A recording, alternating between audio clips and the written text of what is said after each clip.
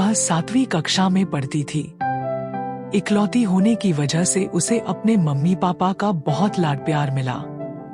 वे उसकी हर फरमाइश पूरी करते थे। शायद इसी वजह से नूरिया कुछ घमंडी हो गई थी और किसी की परवाह नहीं करती थी।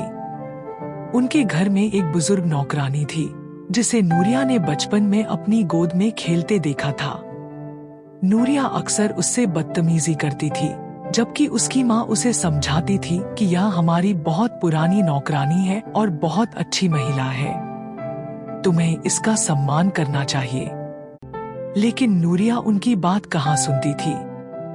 वह उनके सामने ही अम्मा भी नौकरानी की बेइज्जती करती थी, जैसे तुमने मेरे कपड़े ठीक से इस्त्री नहीं किए, इन्हें दोबारा इस्त्री करके लाओ, मेरे जूते अच्छे से पॉलिश करो।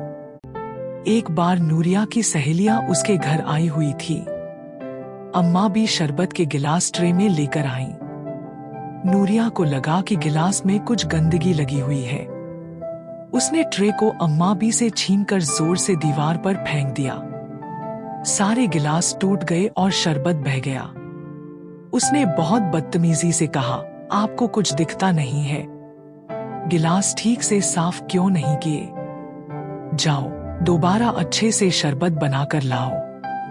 अम्मा भी ने टूटे हुए गिलासों के टुकड़े उठाए, फर्श साफ किया और अपनी आंखों में आंसू लिए रसोई में चली गईं। उसी रात नूरिया ने सपना देखा कि वह एक नौकरानी बन गई है और किसी के घर का काम कर रही है।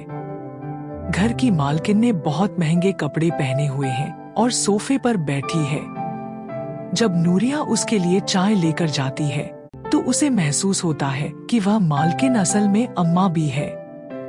वह चाय का कप गुस्से में दीवार पर फेंक देती है और कहती है, जाओ इसे फिर से बनाकर लाओ। सपने के उसी पल नूरिया की आंख खुल जाती है। उसे लगता है कि उसकी आंखों में आंसू हैं। इस सपने का नूरिया पर गहरा असर होता है। उसे एहसास होता है कि अगर वह अम्मा बी की जगह होती तो यह कितनी दर्दनाक बात होती। यह सोचकर वह अपना व्यवहार सुधार लेती है और अम्मा बी से माफी मांग लेती है। सच में इंसान को अपनी गलतियों का एहसास तब होता है जब वह तकलीफ झेल रहे इंसान की जगह खुद को रखकर देखे। अब नूरिया बहुत अच्छी बच्ची बन गई है और किसी को तंग नहीं करती।